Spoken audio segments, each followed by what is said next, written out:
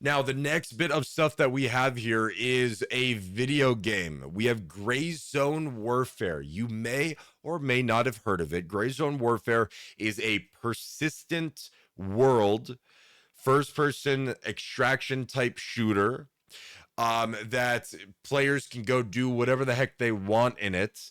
I don't know how many players are in a lobby or whatever, but it's a full on first person shooter. It's kind of very serious ish. Yeah, I don't know. It's interesting, very interesting. And this game has been receiving a lot of hype recently, like a crazy amount of hype recently. And here's a couple points that they posted out here. Explore a vast 42 square kilometer open world with over 1,000 plus AIs or PMCs, right? Players. So either NPCs or players. Experience endless freedom, no time limits or loading screens. That's a really cool one. The fact that I don't have to deal with a loading screen every time I go to a different zone. That's pretty neat. Death is not the end. Respawn at base camp, rejoin the persistent world, and reclaim your gear.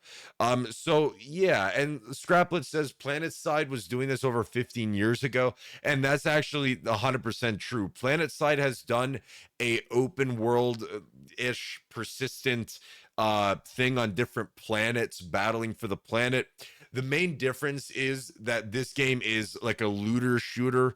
You go through, kill NPCs, you loot them, you get to keep the loot. If you die with the loot, don't worry, you can hop back in. I don't know how they're managing the servers to make sure that you can always go get your loot afterwards if somebody didn't loot you. I don't know how they're dealing with that. There's a lot of questions here that I have.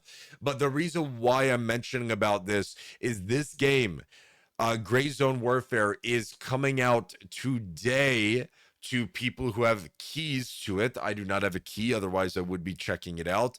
People are going to be playing it. It comes out at 11 a.m. Eastern, so about an hour and 15 minutes ish, right? About an hour and 15 minutes ish. This game is going to be played. You're going to see a lot of people not only on Kick, but you're going to see a lot of people on Twitch and all sorts of other things playing this game as well. So I'm curious to see how it's going to go. I have a bad feeling that it's not going to do. I have a bad feeling that there's going to be some issues with it, right? Yo, Caleb, don't spam. Okay, don't spam. No, well, you got banned. Unlucky. So I have a bad feeling that it's going to be pretty bad. I mean, given the history of games releasing with the focus of content creators, in terms of that being like their initial crazy thing, then it typically from what I've seen, they've had a hard time. Any games that's tried to really go crazy with that on the initial showcase of it has had a hard time. So I'm curious to see how this is going to do today and what people's thoughts are going to be at the end of the day today.